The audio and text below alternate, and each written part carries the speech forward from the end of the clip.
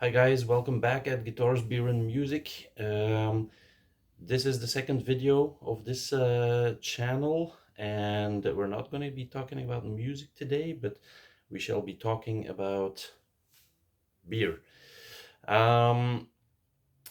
We will be discussing and demonstrating how to properly pour beer. First of all, I need to clear out a couple of things when demonstrating things like this. What I'm going to show you and what I will be demonstrating and explaining does not apply to certain types of beers, such as wheat beer and types of beer such as double IPAs, New England IPAs, triple IPAs. Now, why is that? In wheat beer, there is a lot of protein from the wheat. So this protein will give a certain haziness to the beer, and it is allowed for a wheat beer to pour it in the glass immediately without even looking. Everything that's in the bottle, no problem. The same goes for double IPAs, triple IPAs, and hazy beers from themselves.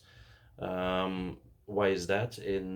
For those types of beers, it's because there are certain elements in the brewing process, such as oats and oil compounds, which give a certain haziness also to the beer in itself. So the turbidity or the haziness of those types of beers is not from yeast that is present, because there is yeast present, of course, when they are bottle conditioned, but the haziness does not come from or most of the haziness does not come from the yeast, but it comes from oil compounds, proteins from the wheat, in the case of wheat beers and so on. So what I will be demonstrating here is only applicable to beers that are clear from themselves. So where the yeast has settled to the bottom of the bottle. Of course, if you position it upright, if it's laying down, that will be a bit more difficult. But I always advise, if you plan on drinking a beer, a bottled beer, put it upright for a couple of days so that the yeast can settle down at the bottom of the bottle, and then you can pour it correctly, as I will be showing. It is also not, or what I will be showing is also, of course, not applicable to beers in a can. Why is that? Because you cannot look or see through a can. So for what I will be showing, you have to see the beer properly through the glass of the bottle. So canned beers is that you also cannot apply what I will be showing. Then a clean glass, very important. A clean glass. That's the beginning of your success story when pouring a beer. When you open a bottle, and for most of you that have visited certain beer restaurants or specialized beer pubs, from now on you will be looking at this, and you will be very focused on how they pour your beer, because when they open the bottle at the table, what are the things that you should look for? So when you open a bottle, you don't put your fingers around the cork here and there. You just simply open the bottle gently using this, of course, and voila. The psh that you hear, that is of course from the CO2 in the beer, when the beer is bottle conditioned, with sugar and yeast added to it, or if the beer is saturated upon bottling. So now we're ready to pour. What we will not do, and I will show it here, but please don't repeat after me, or please don't do as I do here. We will not be touching the glass or going inside of the glass with the bottle mouth here. That's something that you will often see in pubs where the people don't really know what they're doing. Okay, so those things, they are a no-go.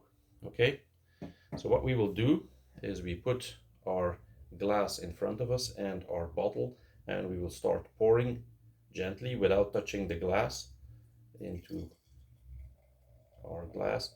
And when you pour beer into the beer that is in the glass, you have extra head. If you pour onto the glass itself, there will be no extra head. So if you want to reduce the thickness of the head, you will pour on the glass. If you pour in the beer, you will have extra head. And now we look, and when we see the yeast coming in the bottle here, then we stop. And what's left here in this bottle? So here there is still a bit left. There's nothing wrong with that. It's actually full of vitamins. It's very healthy. So please drink it. There's nothing wrong with it, as I said before. But don't pour it in immediately with this clear fraction of the beer. Okay? So this is to be enjoyed first. And then afterwards, what I do, or what I advise, is to drink the rest that is in the bottle, and which consists of sediment, that you drink it separately. As I said, it's very healthy. You can drink it, there's no problem. You will not be sick or any of that crap that you heard from other people. Oh, you will be spending most of the time on the toilet tomorrow. No, it's not the case. It is, in fact, the most healthy fraction of the beer is right here. In yeast, there are practically all vitamins B are in this fraction. And on top of that, a number of other very healthy components. Now, in beer pubs, what they sometimes do, and what is also a no-go, they pour it for you. So they pour the beer and they pour everything out of the bottle. So you have a hazy beer in your glass. That is not the intention here. So a professional beer sommelier will not do that.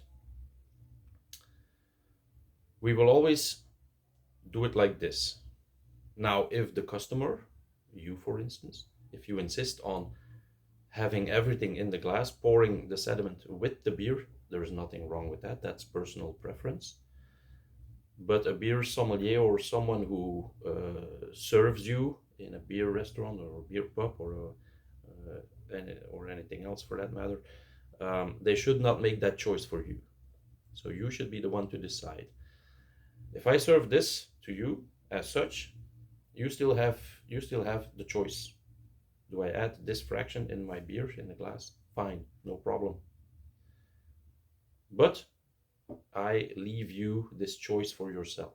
Okay, so these are the things that you should keep in mind when pouring beer from a glass bottle conditioned beer, that is. Make sure while pouring, not touching the glass. Be gentle. Look at the beer in the bottle, and when the yeast is starting to reach the mouth of the bottle and being poured into your glass, you stop, because that's when you add haziness or yeast to your beer. This should be clear, except for the types of beer that I was discussing previously. And then, secondly, very important, if you pour on the beer in the glass, you will have extra thickness of the head. If you pour on the glass, when you tilt it a bit, the glass, as I've shown previously, then you will not add thickness to the head. So that allows you to regulate more or less the thickness of the head. Okay, so that's the way to properly serve a decent beer. So by the way, I'm serving a La Trappe Quadruple here, one of the fine Trappist beers that we have worldwide. Very nice beer. And now it's time to enjoy. Cheers, guys, and see you next time. Take care.